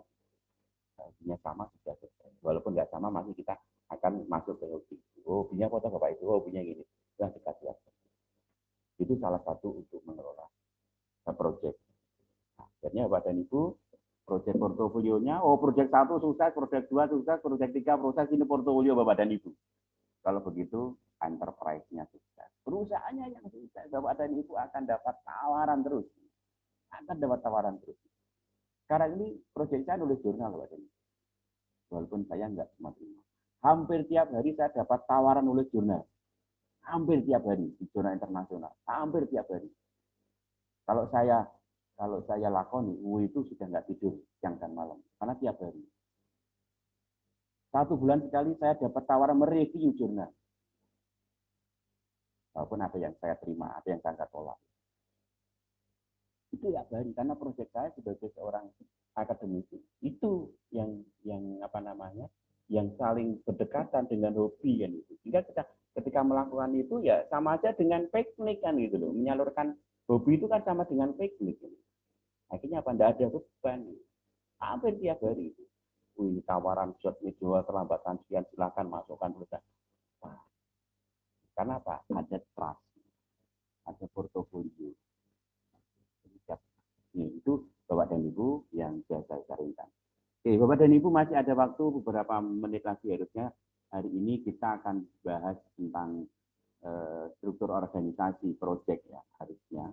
Tapi materi hari ini saya fokuskan di basic tentang proyek di awal itu karena itu menjadi fondasi bagi Bapak dan Ibu. Ini gambar ini juga ketika saya pelatihan tahun 2006 di Jakarta yang ketika waktu itu saya dikirim oleh sebuah Business Development Services di Yogyakarta yang waktu itu saya dikirim oleh direkturnya yang baru kenal 3 bulan saya diminta untuk mewakili DIY pelatihan pendamping UMKM itu selama 2 minggu yang ketika saya ditugaskan itu saya tidak bisa presentasi sebenarnya karena dibawain disket ya. Saya dibawain disket kecil itu yang waktu itu slotnya sudah nggak ada di tempat pelatihan itu karena harus presentasi profil perusahaannya masing-masing. Saya dibawani profilnya di sini Mas disket. Oh iya Pak, atur nuwun. Yang kedua saya tidak dibawani hard copy-nya kan itu. Jadi ketika disket ini tidak bisa dibuka saya nggak ngerti isinya itu. Kojur nggak Bu? Kojur. Padahal itu wajib presentasi. Akhirnya waktu itu saya kebetulan bawa laptop sendiri ya, karena yang latar belakangnya dosen nggak banyak, hanya 2 orang ya, saya dengan orang student Unpad Mataram. Saya hitung presentasinya 15 menit. Saya hitung. Siapa yang siap ngacung? Wah, hitung. 1, 2, 3, 4, 5, 6, 8. Wah, saya ngacung yang ke-9. Wah, ke-9. Saya hitung 9 ke 8 kali 15 menit itu sudah sekian jam ini. Saya bikin materi kayaknya cukup nih. Jadi orang lain presentasi, saya bikin materi, PowerPoint. Kalau yang lain itu presentasinya oral karena bawa hard copy, saya persyaratannya sudah pakai PowerPoint kan itu. Akhirnya walaupun kepepet, ternyata di situ membuahkan hasil. The power of kepepet. Saya presentasi ya bisa terbaik karena yang lainnya nggak pakai PowerPoint, saya pakai PowerPoint sendiri. Saya buat tayangan. Ya saya tampilkan kegiatan saya, bukan kegiatannya perusahaan saya kan gitu. Yang saya tampilkan adalah profil pusat studi pengembangan ekonomi yang kerjasama dengan Yayasan Zaman Diri yang ketuanya Pak Sudiarsa Saksawardaya itu dan Pak Haryono Suyono itu. Saya tampilkan, saya punya kegiatan di sini, ini gambarnya, fotonya, saya tampilkan flash. Orang gede-gedenya itu Pak Dan, caranya meminimalkan risiko. Itu kalau tahu caranya seperti itu. Artinya Pak, yang tadinya kita tadinya itu tidak terpikir saya bisa presentasi atau tidak, tapi dengan risk management tadi, manajemen risiko tadi, ternyata ya Tuhan memberikan inspirasi. Oh, lakukan ini, tek, muncul kan itu. Dan itu semua hanya kekuatan Tuhan, bukan kekuatan saya. Dan alhamdulillah saya kok mengalami hal-hal yang seperti itu, yang di luar batas nalar manusia itu harusnya tidak bisa. Itu banyak yang bisa. Gitu. Artinya apa? Kita bersama Tuhan, atau Tuhan bersama saya. Jadi kalau kita yakin Tuhan itu bersama kita, Tuhan itu sedekat orang nadi kita, insya Allah kita ditolong terus Tuhan. Maka jangan berhenti untuk mendekatkan diri kepada Tuhan dalam kondisi apapun, dimanapun, dan dalam posisi apapun. Mau berbaring, tidur, apa saja. Mohon maaf, ini ada sedikit ini. Saya nggak takut kualat ini kalau ngomong, karena pendidikan dari kita. Tinggi daripada. Tapi saya menyampaikan apa yang. Nah ini Bapak dan Ibu, belum saya akhiri. Nah, ianya saya akan mempersampaikan ini. Tapi ini sebenarnya sudah ada mata kuliah manajemen Bapak dan Ibu. Organisasi fungsional itu ada di manajemen umum. Project management. Jadi bikin manajemen project itu gimana sih kalau basisnya project? Nah, di sini. Oh, manajemen pemasaran, orang pemasaran jadikan proyek, pengelola proyek. Misalnya apa? Oh, orang pemasaran itu ahli di bidang promosi. Ya kalau ada event pameran, ya biar orang pemasaran yang nekel ya gitu. Itu salah satu. Terus metrik organisasi itu digabung. Wah, 1 orang pemasaran, 1 orang keuangan, 1 orang SDM, 1 orang produksi. Gabung. Kalau Bapak dan Ibu di kantor itu, peringatan 17 Agustus itu kan panitianya terbentuk dari berbagai macam divisi kan gitu. Oh, ini orang ini campur dari sisi campurnya 17 Agustus. Nah, ini namanya metrik. Atau menjadi mix. Nah, dibikin berdiri sendiri kan gitu. Berdiri sendiri kan. Ada manajemen proyek. Berdiri sendiri, terus di situ ada manajemen proyek. Nah, ini salah satu bentuk gambar, mohon maaf, di foto ini toolbox meeting. Periksa dari kepala pakai helm, enggak pakai kacamata, enggak pakai masker, enggak pakai rompi, enggak pakai sepatu safety, enggak. Pak Jumadi yang mana? Saya enggak ada karena saya yang moto. Olesnya gampang, hanya saya yang moto. Ini kalau mau tanya saya mana Pak Jumadi, ini saya ketika saya di proyek itu pakai helm, enggak helmnya. Tapi ini ditutup rampan karena itu organisasi staff. Jadi di sini ada project staff, ada staff itu dari satu gabungan. Yang berikutnya, ini bedanya Pak. Bedanya nanti kita bisa dari sini. Ada organisasi proyek dan proyek. Nah, terus ini contoh Bapak dan Ibu, ini contoh yang kami robohkan. Ini salah satu bangunan yang kami robohkan. Ini namanya silo. Silo ini digunakan untuk menyimpan semen dalam proses. Ini tinggi Bapak dan Ibu. Tingginya bisa 12 atau 16 meter, saya lupa. Tapi yang jelas ini ketika rumah saya masih besar ini dipandang rumah saya. pondasi harus mengambrukkan. Ini pondasinya besar, kokoh, ini lalu rata dengan tanah dengan konkrit beta. Ini salah satu contoh di pekerjaan kami yang harusnya ini bukan ranah saya, tetapi karena biasanya mengambil risiko tadi, saya berani ambil tawaran ini untuk kami kerjakan. Dan alhamdulillah selesai, termasuk ketika Bapak dan Ibu saya pernah cerita barangkali di Cilacap itu ada tangki yang terbakar dan meledak di tempat. Itu clean areanya juga tim kami.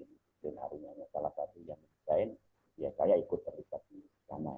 Jadi Cilacap itu tahun 2009 dan 2010 itu kan ada tangki yang terbakar 4. Nah, itu yang memotong-motong itu tim kami, Pak. Karena proyeknya namanya Dimoli tangki pertama. Itu clean areanya waktu itu sekitar 1 bulan. Nilai proyeknya nggak banyak sih, cuma 1 miliar, tapi nggak masuk ke saya semuanya, karena saya kan sebagai karena itu untuk biaya operasional mahal, untuk sewa kren, untuk sewa macam-macam ekskavator, macam-macam itu. Nah itu kira-kira jadi konsultan itu enak, Bapak dan Ibu, kira-kira mengetahui manajemen proyek itu manfaatnya banyak. Nah, kalau Bapak dan Ibu nanti punya kerjaan lain, gunakanlah pendekatan yang konsultan. Jadi konsultan itu kon ngatasi kesulitan. Kayak wong Jawa konsultasi kongkonane sultan. Jadi saya punya julukan konsultan kalau di Jamatran kongkonane sultan. Kalau di luar konsultan kon ngatasi kesulitan. Kalau nggak sulit itu nggak bisa. Maka risiko-risiko harus diantisipasi karena apa? Banyak kesulitan-kesulitan dia. Oke, monggo kalau ada yang ingin dijaringkan, minggu depan kita lanjutkan evolusi manajemen proyek. Sebagai ide-ide. Nah, evolusi proyek itu apa? Nanti pertanyaan bisa dibuat slide. Harapan saya share kemarin itu supaya dibaca terlebih dahulu sehingga ketika ada sesuatu yang didiskusikan, Bapak dan Ibu sudah punya bahan. Hari ini masih satu arah dari saya ke Bapak dan Ibu. Lain kali saya minta dari Bapak ke saya. Ya istilahnya bagi-bagilah, maksud aku terus. Bapak kan juga butuh pahala. Kalau Bapak punya pemahaman, punya pemikiran, punya pandangan, dibagi-bagi, insya Allah Bapak juga akan kebagian pahala amal jariah. Yang penting jangan beda jariah. Kalau beda jariah itu bahaya, nanti kalau amal jariah itu menyenangkan. Positif yang lebih memahami. Oke, Bapak dan Ibu sudah adzan maghrib. Kalau ada yang ingin disampaikan, monggo. Kalau tidak ada, akan saya akhiri.